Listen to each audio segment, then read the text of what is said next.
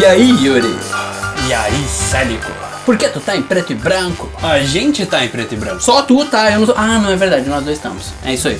Ah, cigarro, que nojo. Tá, por que a gente tá em preto e branco? Porque hoje eu e tu, a gente vai falar de um filme antigo. A gente vai falar de um filme antigo? Achei que a gente ia falar do novo filme do Gary Oldman, o Mank. Mank. Então, Mank. Não, ouve bem. Mank. Mank. É Mank, tanto faz. É isso aí, o vídeo de hoje é sobre o Mank. Mas o Mank não é um filme antigo, é um filme desse ano, 2020, não é? Mas, sim, só que o Mank do título é o roteirista Herman Mankiewicz, que ganhou o Oscar em 1942, junto com Orson Welles, pelo roteiro de um dos filmes mais famosos da história do cinema. Bacana, então, esse é o filme antigo. Esse é o filme antigo. E que filme antigo é esse? Cidadão Kane, de 1941. Oh, bacana, e que filme antigo é esse? Ah, tu deve estar me zoando. Nem um pouco, ninguém é obrigado a saber. Ok, é que é impossível falar do Mank sem falar do Cidadão Kane, que é considerado por muitos um dos filmes mais importantes do cinema mundial. Ah, e por que ele é tão importante? Bom, por inúmeras razões, mas já que tu vai me fazer resumir porcamente, então primeiro porque o roteiro quebrou com aquela coisa de contar a história de uma forma linear. Cidadão Kane não vai do ponto A até o ponto B, ele começa no ponto B, volta pro ponto A e daí faz uma riscalhada até chegar no ponto B de novo. Mas não só por isso, a direção também foi inovadora. Por causa dos movimentos de câmera, dos enquadramentos, por causa da iluminação e até pelo uso de uma ampla profundidade de campo que demandava a criação de cenários enormes, que dava maior trabalho, deu maior trabalheira. Verdade, eu acabei de assistir. Tu acabou de assistir Cidadão Kane?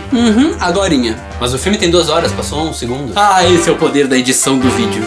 Que conveniente pra mim, que seja. Enfim, você entendeu então por que Cidadão Kane é tão importante e famoso? Mais ou menos, na verdade, tirando que é velho e preto e branco, parece como qualquer outro filme feito hoje em dia. Exato, mas é aí que mora a importância desse filme. Você tem que pensar que lá em 1941 os filmes não eram como os filmes que são feitos hoje em dia. Finge que eu sou uma pessoa completamente desinformada sobre o assunto e me explica essa diferença. Muito bem, pega esse exemplo aí que tu acabou de fazer então, agorinha. Esse corte pra esconder as 2 horas que eu tava assistindo o Cidadão Kane. Exato, hoje em dia o público consegue entender o que tu fez. Quando a gente mostra o personagem numa situação e depois em outra, o espectador consegue entender que houve um corte e teve um tempo que ficou suprimido ali no meio. Mas lá em 1941, essa relação com a audiência, ela ainda não tinha sido forjada. Por exemplo, se um personagem tinha que sair de um cenário pra chegar em outro, era de bom tom o filme mostrar como ele chegou lá, mostrar o percurso dele até lá. Então, se eu entendi bem, o cinema de Hollywood ainda estava aprendendo a fazer o feijão com arroz, estava melhorando a própria linguagem, experimentando um monte de coisa nova. Exato! Ah, tipo um cara hétero que acabou de entrar na faculdade. É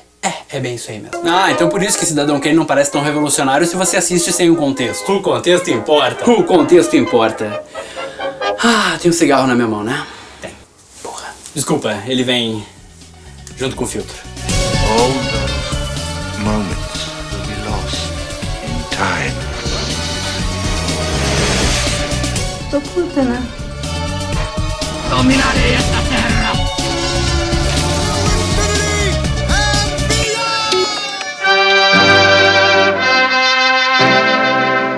Bom, agora que eu já sei a importância do Cidadão Kane, a gente pode falar sobre o Mank, que é o filme do vídeo de hoje, não é? A gente já chega no Mank.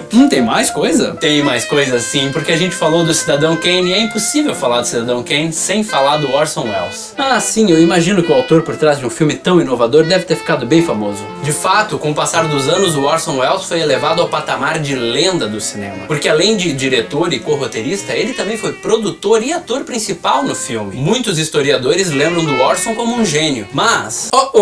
Pois é, houve também quem questionou toda essa suposta genialidade do Orson Welles. Principalmente por causa da idade dele. O cara tinha só 25 anos de idade. Quem é que sabe o que tá fazendo da vida com 25 anos de idade, gente? Tu tem 27, não sabe? Exato. Além disso, é sabido que a aclamada direção inovadora do Orson Welles teve muita influência do diretor de fotografia com quem ele trabalhou, o Greg Toland. Porque o Greg tinha trabalhado com grandes mestres da era de ouro de Hollywood, como John Ford. Então ele sabia muito bem fazer o feijão com arroz. E a gente sabe que a pessoa precisa aprender a fazer um bom feijão com arroz antes de tentar um prato mais ousado. Exatamente. Então muita gente pensa que sem a bagagem técnica do Greg Toland, o Orson Welles muito provavelmente não teria conseguido entregar um resultado tão revolucionário como foi a direção do Cidadão Kane. Mas como isso envolve o Mank? O assunto do Mank pegou fogo mesmo em 1971, quando a historiadora, pesquisadora e crítica de cinema Pauline Kael, uma das mentes mais brilhantes da sua área, publicou 2 artigos chamados Raising Kane, que significa algo como criando quem. E nesses textos que foram publicados no The New Yorker na época por causa do aniversário de 30 anos do filme, reunindo várias evidências, ela destacou e levantou aí a importância do roteirista Herman Mankiewicz, o Mank.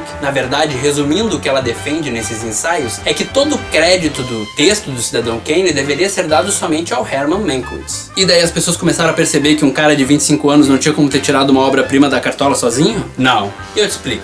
Quando se fala em Hollywood, muita gente pensa que a gente está falando de todo o cinema feito nos Estados Unidos. Mas, na verdade, Hollywood é esse polo de produção cultural aqui na costa oeste. E foi aqui que aconteceu a era de ouro do cinema americano. Ali pelo final dos anos 30, começo dos anos 40, com as estrelas, os Oscars, os grandes estúdios. Só que mais tarde, porém, surgiu outro polo de produção cinematográfica, lá do outro lado do país, lá na costa leste. Esse polo era encabeçado por estudantes e acadêmicos que traziam muita influência do cinema europeu. E ele se consolidou mesmo foi no começo da década de 70, com nomes como Martin Scorsese, Francis Ford Coppola, Brian De Palma e Steven Spielberg. Mas mesmo antes, já existia uma rixa velada entre esses dois polos, muito por causa dos estereótipos sobre eles. De um lado, a indústria do entretenimento, que só pensava em dinheiro, versus, do outro lado, a produção cultural, mais acadêmica e humana. Vale dizer também que essa rivalidade sempre foi acentuada por causa da divisão política entre esses dois polos. Nova York era muito mais democrata, que é o que é a esquerda lá nos Estados Unidos, enquanto Hollywood, nessa época do Cidadão Kane, estava se tornando cada vez mais republicana, que é o que é a direita lá nos Estados Unidos. Agora, o Orson Welles era uma cria da costa leste, e quando a consolidação desse polo chegou nos anos 70,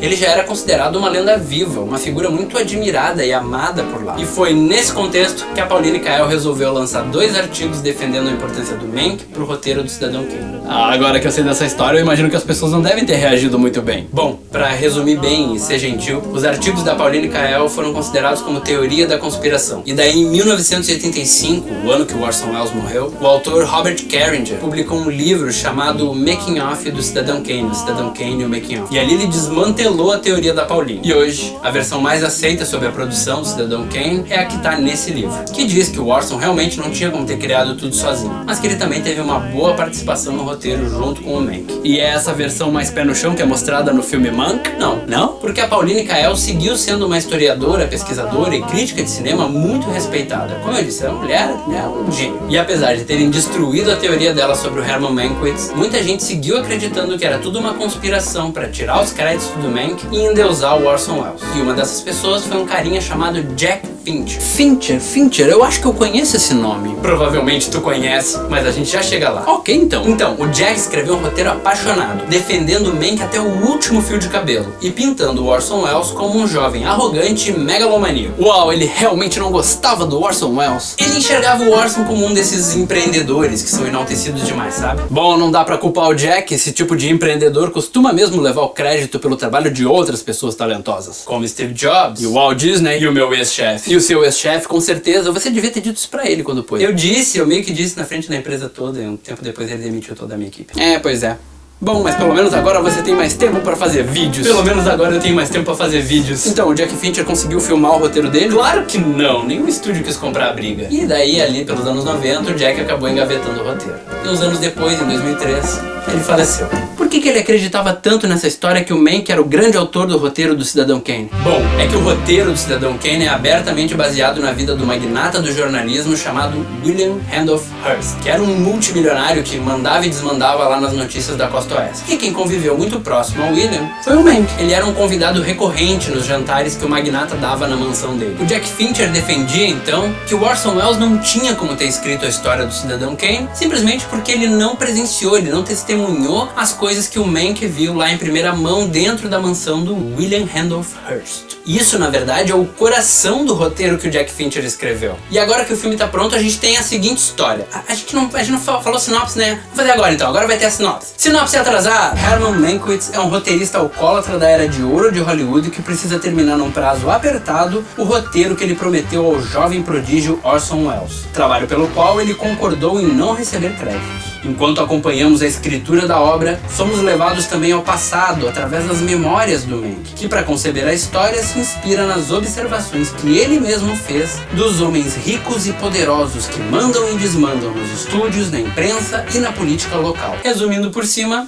Essa é a estrutura do filme, que começa mais pra frente e aí volta pra acompanhar memórias pontuais que nos ajudam a entender quem é o protagonista. E ao fazer isso, o Jack Fincher ressalta primeiro aquilo que ele acreditava, que só o Mank poderia ter escrito o roteiro do Cidadão Kane, porque ele nos mostra o roteirista sendo testemunha de eventos que, pra quem assistiu, vai reconhecer que viraram cenas lá do filme clássico de 1941. Ah, mas isso não prova muita coisa, né? O Herman realmente pode ter sido o autor por trás dos detalhes da história, mas isso não impede que o Orson Welles tenha interferido e dado coesão ao texto final. Perfeito, e essa é a versão mais aceita, mas lembra, o filme está sendo contado a partir do ponto de vista do Jack Fincher, ele está ilustrando ali o que ele acreditava. Agora, essa estrutura de ficar revisitando as memórias do Mank traz à tona um comentário mais universal sobre uma outra questão que está no centro dessa história toda, que é a ideia que as pessoas têm do que é talento. E o roteiro do Jack Fincher claramente defende aqui que o talento não é um toque divino, como muitas pessoas atribuem a pessoas como o próprio Orson Welles, mas sim uma habilidade que o indivíduo precisa exercitar e construir ao longo dos anos. Aliás, esse ressentimento amargurado com Orson Welles é uma coisa que o Jack chupou direto dos artigos da Pauline Kael. Só que depois de tantas provas contrárias ao que a Pauline escreveu, era de se esperar que tivessem atualizado essa parte. Até porque o diretor do Mank admitiu que o texto foi reescrito em cima do original do Jack Fincher pelo roteirista Eric Roth, justamente para atualizar algumas partes problemáticas do que o Jack escreveu. Inclusive é até um tanto hipócrita que o Mank seja um filme que acusa uma suposta falta de créditos a um roteirista, mas que também tem um roteirista que não recebeu créditos. Vai entender. O fato é que o ressentimento amargurado do Jack Fincher fica bem óbvio no texto do filme. Essa ideia de que o talento pode levar um tempo para maturar está presente principalmente nessa estrutura que a gente estava comentando agora há pouco. E aqui realmente não importa se o Mank é ou não responsável pelo brilhantismo no texto do Cidadão Kane, porque o fato é, existem elementos na história que o Orson Welles, sendo tão jovem, não tinha como ter criado sozinho, simplesmente porque ele não viveu tempo suficiente para observar essas lentas mudanças que acontecem ao longo dos anos na vida de uma pessoa. E é essa melancolia, essa reflexão de que é necessária uma alma mais velha e calejada para escrever sobre certas nuances da nossa existência que acaba dando um fio condutor mais universal pro roteiro desse filme. Ufa! Ainda bem. Eu tava começando a ficar preocupado que a pessoa precisa saber de tudo isso pra entender um mísero filme da Netflix. Bom, certamente se tu não te interessa pela era de ouro de Hollywood e pelas personalidades dessa época, se tu nunca assistiu Cidadão Kane, nem conhece a importância do Orson Welles pra história do cinema, então muito provavelmente o Mank vai parecer só um filme sobre um roteirista bebum que fica lembrando de umas coisas aleatórias. Desde que a gente não tem que saber mais nada pra entender o contexto desse filme, eu imagino que a história do roteirista bebum pode ser bem boa. Bom, mas tem mais uma coisa que é bem importante sobre o contexto desse filme que é impossível não falar sobre. Pois é. Lembra quando tu disse que o nome do Jack Fincher era familiar? Eu lembro, foi agora há pouco. Foi agora há pouco, sim. Bom, como o Jack nunca conseguiu fazer o filme, quem acabou tirando o roteiro da gaveta e dirigiu o projeto foi o filho dele, o David Fincher. Eu conheço o David Fincher, ele é o diretor de filmes como Seven, O Clube da Luta, O Quarto do Pânico, Zodíaco, Curioso Caso de Benjamin Button, a rede social Millennials, Homens que Não Amavam as Mulheres e Garota Exemplar, e de alguns episódios dos seriados House of Cards e Mindhunter também. Mas colocando o trabalho do David assim em perspectiva, parece que o lance dele é dirigir filmes bem racionais, com personagens calculistas e até meio sociopáticos. Ele parece bem interessado em investigar a psique humana e o tensionamento social vindo de mentes que divergem do padrão. Digo, tirando o apelo emocional de dirigir um roteiro escrito pelo pai dele, por que caralhinhos voadores ele se meteu num projeto cheio de firula, filmado em preto e branco, com várias referências à era de ouro de Hollywood? E não só isso, porque os outros filmes do Fincher, eles meio que se explicam sozinhos. Então por que se entregar um projeto atolado nesse lamaçal de contexto? Sabe, eu também fiquei me perguntando isso enquanto eu assisti o Mank. Porque o David, ele realmente quis mergulhar no estilo da velha Hollywood. Não é só um filtro preto e branco que colocaram no filme. O cara usou combinações de técnicas e efeitos visuais pra conseguir a estética que ele queria. Porra, o cara fez questão de filmar algumas partes com câmeras infravermelho pra poder captar cenas com pouca luminosidade e deixar elas bem visíveis sem estragar a qualidade da imagem e também sem ter que jogar um monte de iluminação artificial nos cenários. E o resultado é realmente incrível, especialmente numa cena que o Mank e a Marion Davies, que é interpretada com um carisma digno de Oscar pela Amanda Seyfried, estão andando durante a noite nos jardins da mansão Heard. O problema é que, ao trazer esse monte de tons de cinza pra tela, a imagem do filme fica meio opaca, como se diz, meio lavada. E a estética preto e branco, por causa da monocromia, tem mais apelo quando trabalha bem os contrastes. Aliás, Sabe qual filme fez história com uma fotografia preto e branco de alto contraste? Cidadão Kane. Além disso, também me pareceu bem esquisito o Mank ser apresentado num formato de tela ampla, que é o padrão moderno. Pois, se o Fincher queria emular o estilo da velha Hollywood, seria mais coerente usar um formato de tela mais quadrado, que era o padrão daquela época. Não chega a comprometer a proposta, porque eu duvido que muita gente saiba disso, mas que é incoerente é. Outra coisa que ele coloca na tela são as marquinhas de cigarro, que são aqueles pontinhos pretos no cantinho do quadro que aparecem quando, no cinema, o projetor tá prestes a trocar o rolo do filme. E é um detalhe puramente estético que tá lá pra homenagear essa outra forma de exibir filmes que hoje já quase não existe mais. Além disso, o David Fincher fez questão de captar o som do filme de forma analógica. Então os diálogos saem meio abafados, como se fossem tocados numa faixa de áudio mono, sabe? Com aquele chiadinho gostoso e rústico. O David também trouxe de volta aqui os dois compositores com quem ele trabalha desde a rede social, o Atticus Ross e o Trent Reznor. Só que ao invés deles criarem as músicas com instrumentos eletrônicos pelas quais os dois são famosos, o David fez a dupla criar toda a trilha do filme só com instrumentos que poderiam ser encontrados na década de 30. Ou seja, houve todo um trabalho aqui para dar ao filme Mank toda uma cara de um projeto saído direto da Era de Ouro de Hollywood. E isso me leva de volta à pergunta que tu me fez agora há pouco. Por que um cara como David Fincher se empenhou tanto em imitar o estilo da Era de Ouro de Hollywood se ele nunca pareceu interessado em homenagear essa época e nem contar esse tipo de história?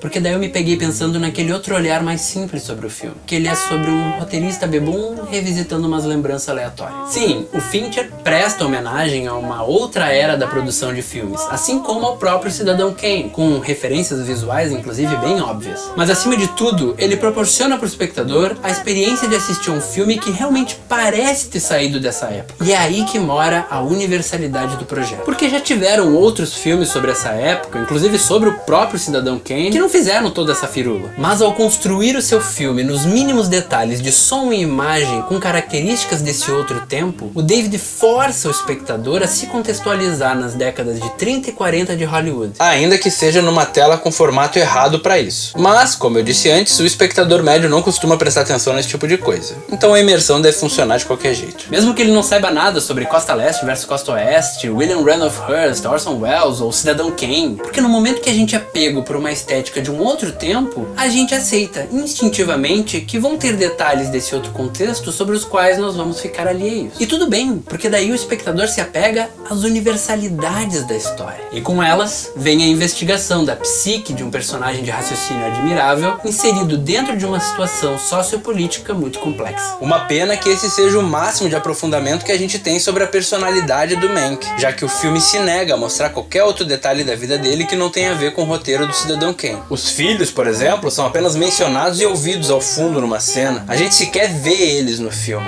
Daí a coisa é que o protagonista vira só um guia dentro do filme para nos apresentar esse contexto louco. Só que isso é uma coisa que a própria aparência do filme já faz de qualquer jeito. A escolha pelo preto e branco e o som simulando o mono, no começo, parecem uma escolha super clichê e até romantizada em excesso. Ainda mais se a gente levar em conta que há poucos anos o filme O Artista ganhou o Oscar. Mas aos poucos ela vai fazendo sentido, especialmente para quem tá por fora. Ainda mais quando as situações pelas quais o Mank guia o espectador vão se tornando cada vez mais específicas pro entendimento de um público que é mais cinéfilo. Então, ao invés de exclusivista, eu diria que as opções estéticas do David Fincher são a coisa mais David Fincher que o David Fincher poderia ter feito dentro desse projeto. Até porque se trata de um projeto desenhado para inibir tudo que o David sempre teve de mais autoral. Então, no final, ele acaba encontrando uma maneira de conversar com o espectador através da obviedade da estética. O resultado é um projeto que não sabe se quer ser muito específico ou muito vago, se é sobre o Mank ou sobre o contexto em volta da história dele, se é uma homenagem ou um mergulho crítico nessa época, mas creio que sejam as visões do Fincher pai se colidindo com as visões do Fincher filho, que ao decidir tirar da gaveta o roteiro ressentido e amargurado do Jack, trouxe com ele toda a patota de problema que estava guardada junto. Não tinha como não sair um filme bagunçado. A nossa sorte relativa é que até mesmo uma bagunça dirigida pelo David Fincher tem seus pontos altos. Uau!